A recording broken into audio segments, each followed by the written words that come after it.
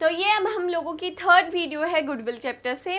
Goodwill का meaning हमने first video में देखा, सेकंड में हमने एवरेज प्रॉफिट मेथड कैलकुलेशन देखी कि कैसे किया जाता है, और इसका लिंक मैं आपको दे रही हूँ। अगर आपने ये वीडियो मिस कर दिया है तो अब इस लिंक पे जाके आप इस वीडियोस को देख सकते हैं। अब ये हम थर्ड वीडियो है जो कि बेसिकली सुपर प्रॉफिट मेथड से गुडविल कैसे कैलकुलेट की जाती है वो हम सीखेंगे। लेकिन सुपर प्रॉफिट मेथड होते क्या है, देखिए सबसे पहले मैं इसका मीनिंग बताती हूँ। सुपर प्रॉफिट मेथड क्या है कि मैंने और मेरी फ्रेंड ने, दोनों ने, हमने मिलकर बिजनेस स्टार्ट किया। ठीक है, हम दोनों ने नॉर्मल मतलब जितनी उसने कैपिटल लगाई 1 लाख, मैंने भी उतनी लगाई। अब हम लोग चलाते रहे, बिजनेस चलाते रहे। एक टाइम आएगा कि भाई एक बंदा ज़्यादा प्रॉफिट अर्न कर रहा होगा और दूसरा कम कर रहा होगा, चाहे मैं करूँ या वो करे। अब इसमें मैं करती हूँ, मैं ज़्यादा प्रॉफिट अर्न कर रही हूँ। तो अब ऐसे केस में जब हम लोग सेम कैपिटल लगा के दूसरे से ज़्यादा प्रॉफिट अर्न कर रहे होते हैं तो वो हमारा सुपर प्रॉफिट होता है। यानी कि हम लोग जो नॉर्मली बिजनेस सेम कैपिटल लगा के जितना कमा रहे हैं हम उससे ज़्यादा कमा रहे हैं, तो उसको हम सुपर प्रॉफिट कहते हैं। और उसके बेस पे हम गुडविल निकालना सीखेंगे। तो इसको ज़्यादा डिफ़िकल्ट नहीं है। सबसे पहले आपको एवरेज प्रॉफिट निकालना है। कंसेप्ट को समझना कि मैं क्या कह रही हूँ। एवरेज प्रॉफिट जो आपने एवरेज प्रॉफिट मेथड में सीखा था कैसे होता है, नंबर ऑफ़ ईयर्स का जो प्रॉफिट दे रखा है, अगर आपको 3 ईयर्स का प्रॉफिट दे रखा है 3 ईयर लोगे, 4 ईयर का प्रॉफिट दे रखा है 4 ईयर का प्रॉफिट लोगे, डिवाइडेड बाय जितने भी साल का प्रॉफिट है। अगर 3 ईयर है तो डिवाइडेड बाय 3, 4 है तो डिवाइडेड बाय 4। उसके थ्रू आपका एवरेज प्रॉफिट निकल आएगा। ठीक है, सेकेंड में आपको नॉर्मल प्रॉफिट निकालना है। नॉर्मल प्रॉफिट क्या होता है, लाइक नॉर्मली जो बिजनेस अर्न कर रहे हैं उतने पैसे लगा के, ये था हमारा एक्चुअल जो हमें बताता है कि भाई हम कितना अर्न कर रहे हैं। ये है कि जो नॉर्मली बिजनेस उतना पैसा लगा के अर्न कर रहे हैं। तो इसके लिए हमें सबसे पहले कितना पैसा लगाया है, यानी कि कैपिटल कितनी एम्प्लॉय की आपने बिजनेस में, वो निकालनी ज़रूरी है। तो आपको सबसे पहले कैपिटल एम्प्लॉयड निकालनी है। वो हमें बहुत सिंपल है निकालना। देखो हम लोग बैलेंस शीट बनाते थे, ओके आपने 12th में सीखी होगी बैलेंस शीट बनानी, लायबिलिटी साइड, एसेट साइड और अमाउंट। ठीक है, हमारे ये एसेट्स होते थे और ये हमारी लायबिलिटी प्लस कैपिटल। अब हम लोगों को क्या चाहिए, हमें एक्चुअल में कैपिटल निकालना है। ठीक है, तो कैपिटल निकालने का एक तो सिंपल सा वो है कि भाई आप कैपिटल को, अगर आपको पता है तो आप कैपिटल का और क्या पार्ट होता है, रिजर्व एंड सरप्लस। अगर कोई प्रॉफिट का पैसा बचा हुआ है तो वो भी शेयर होल्डर्स का पैसा होता है। तो कैपिटल क्या है, जितना पैसा आपने इन्वेस्ट कर रखा है, रिजर्व एंड सरप्लस, और आपका जो भी प्रॉफिट एंड लॉस का जितना पैसा रखा हुआ है वो आपका कैपिटल है। तो उनका टोटल हो तो बहुत ईजी है, अगर उन सबका ऑलरेडी आपको टोटल गिवन है, और अगर नहीं गिवन तो आप इनका टोटल कर लोगे कैपिटल का। उसमें से क्या माइनस करना है, 2 चीज़ें माइनस होती है। एक होते हैं फिक्टिशियस एसेट, पहले सुना होगा वैसे नाम नहीं, अच्छा देखो फिक्टिशियस एसेट्स क्या होते हैं, ऐसे एसेट्स बच्चे जो आपके बैलेंस शीट में अपेयर हो रखे हैं बट उनका रोल नहीं है कोई भी, मतलब वो उन्हें हम ना तो देख सकते हैं, लाइक ना ही वो हमारी मशीनरी की तरह होते हैं जिन्हें हम देख सकें, छू सकें। और ये ऐसे मतलब लाइक ऐसे खर्चे हैं जो शायद हमने बिज़नेस स्टार्ट होने से पहले किए थे। ठीक है, तो उनका कोई रोल नहीं होता, इनको हम राइट ऑफ करते हैं टाइम पीरियड के हिसाब से कि 1 साल में इतना पैसा राइट ऑफ कर दिया, सेकेंड ईयर इतना पैसा, तो वो एक्चुअल में हमारे एसेट नहीं कहलाते। तो वो चीज़ हम इसमें से माइनस कर देते हैं। सेकेंड चीज़ non trade investments. Non trade investments क्या होती हैं कि अगर बिज़नेस ने कहीं पर इन्वेस्टमेंट कर रखी है जो कि उसके बिज़नेस को रन करने के लिए नहीं है, लाइक शेयर्स वगैरह में उसने वैसे ही पैसा इन्वेस्ट कर रखा है, तो वो नॉन ट्रेड इन्वेस्टमेंट्स है, वो भी हम इसमें से लेस कर देते हैं। तो ये कैपिटल के थ्रू आप कैपिटल एम्प्लॉयड निकालते हो। एक चीज़ ये थी।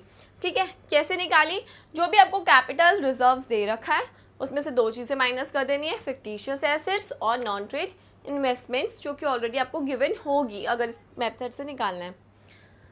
सेकेंड बच्चे आपको कैपिटल निकालने का तरीका है कि अगर आपके टोटल एसेट्स गिवन है, अगर आपको इसका टोटल गिवन है, ठीक है, और हमें कैपिटल का बता नहीं रखा, तो हम क्या करेंगे, टोटल एसेट्स में से इस लायबिलिटी पार्ट को माइनस कर दें। अगर सपोज करो मुझे ये 10 लाख गिवन है और ये 5 है और ये 5 है, ठीक है, तो मैं क्या करूँगी, 10 में से अगर लायबिलिटी 5 माइनस करूँगी तो भी कैपिटल का पैसा आ जाएगा।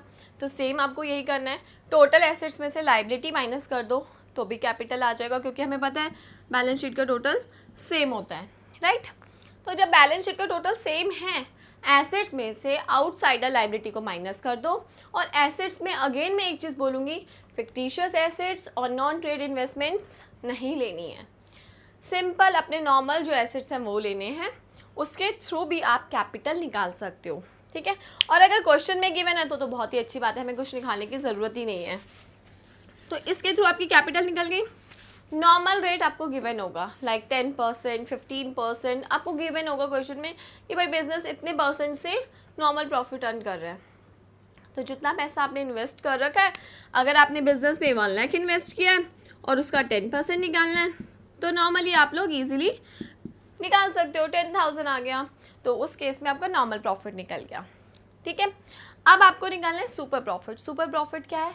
एवरेज माइनस नॉर्मल, यानी कि एवरेज अगर आपका 15 निकला था माइनस 10, तो आपका सुपर प्रॉफिट यानी कि आप 5,000 ज़्यादा अर्न कर रहे हो दूसरे बिजनेस से, तो 5,000 आपका सुपर प्रॉफिट है। अब गुडविल कैसे निकालेंगे?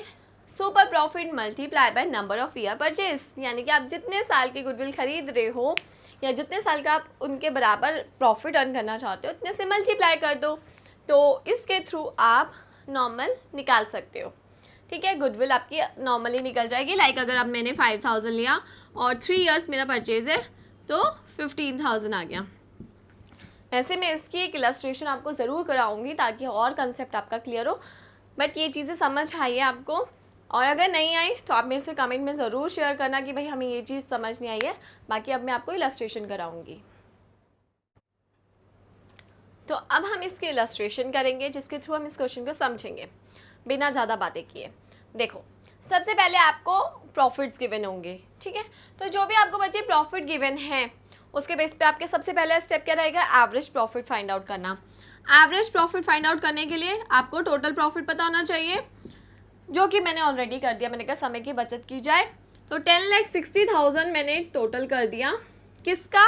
ये 5 सालों के प्रॉफिट का। आपको गिवन क्या क्या है?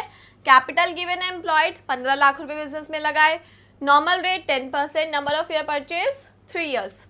तो सबसे पहला हमने एवरेज प्रॉफिट निकालेंगे, that is total profit divided by number of years. 2,12,000 आ गया, ठीक है। अब इसके बाद हम क्या निकालेंगे? Normal profit. नॉर्मल प्रॉफिट क्या होगा? जो भी आपने कैपिटल एम्प्लॉयड किया इनटू नॉर्मल रेट। 15 लाख रुपए अगर मैं एक बिजनेस में इन्वेस्ट करती हूँ तो नॉर्मली मैं कितना कमाऊंगी? उसका 10%, यानी कि 1,50,000, ठीक है। अब लेकिन एक्चुअल में हम लोग कितना कमा रहे हैं एवरेज प्रॉफिट के थ्रू? 2,12,000, और नॉर्मली कितना कमाते हैं? 150। तो हम लोग ऑफकोर्स ज़्यादा कमा रहे हैं, तो हमारा सुपर प्रॉफिट क्या होगा? एवरेज प्रॉफिट जो हम अर्न कर रहे हैं माइनस जो नॉर्मली बिजनेस अगर अर्न करता, अरे 2,12,000 माइनस 1,50,000, तो कितना हो गया?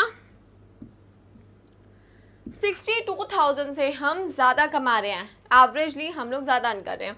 तो गुडविल क्या होगी? Goodwill 62,000 into number of year purchase 1,86,000 rupees आपकी गुडविल आ गई, ठीक है। तो अगर सब कुछ गिवन है तो करना बहुत इजी है, ऑलरेडी मैं आपको बता भी चुकी हूँ। अब पंगा कहाँ आता है? पंगा बच्चे तब आता है जब इसमें कुछ एडजस्टमेंट आ जाए। अब मैं सिर्फ वो एडजस्टमेंट आपको समझाऊंगी, आपको उसके कंसेप्ट को समझना है, क्वेश्चन हो जाएगा। मेथड, स्टेप्स सब कुछ यही रहेगा।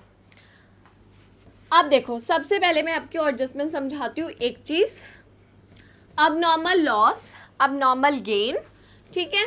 या फिर आप कुछ भूल गए, इस चीज़ को मैंने वैसे एवरेज प्रॉफिट मेथड वाली वीडियो में बहुत अच्छी तरह समझाया है, लेकिन मैं दोबारा समझाऊंगी बच्चे। अगर आपको देखना है दोबारा आप जाके देख सकते हैं।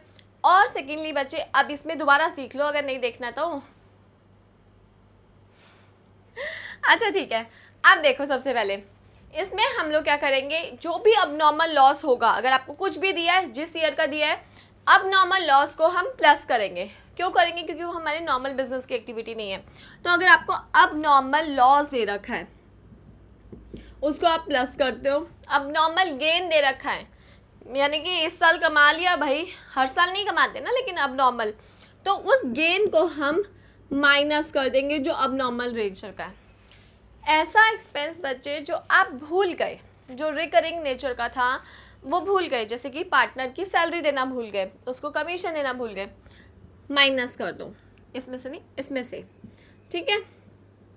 उसकी सैलरी या फिर आप उसको सैलरी कमीशन व्हाटएवर, ठीक है, देना भूल गए।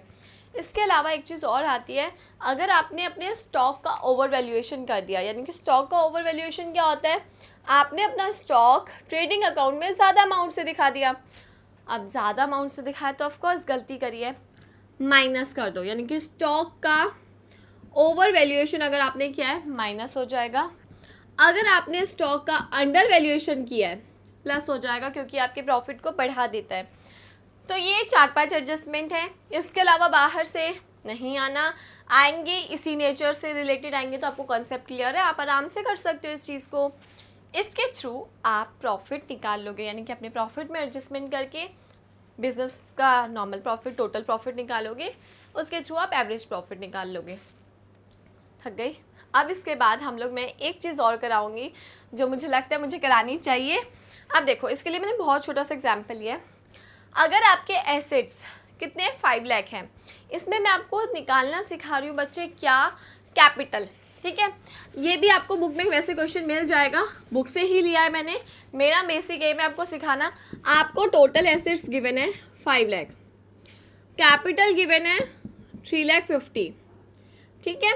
जनरल रिजर्व गिवन है 60,000 और क्रेडिटर्स गिवन है 90,000।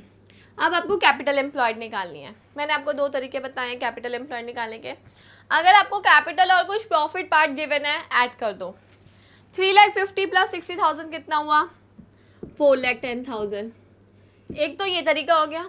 दूसरा तरीका, टोटल एसेट्स में से आउटसाइडर लाइबिलिटीज यानी कि क्रेडिटर को माइनस करोगे तो भी 5 लाख माइनस 90 कितना हो गया, 410।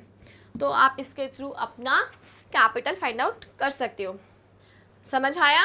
नहीं आया तो भाई बता देना, मैं दोबारा समझा दूंगी, ठीक है।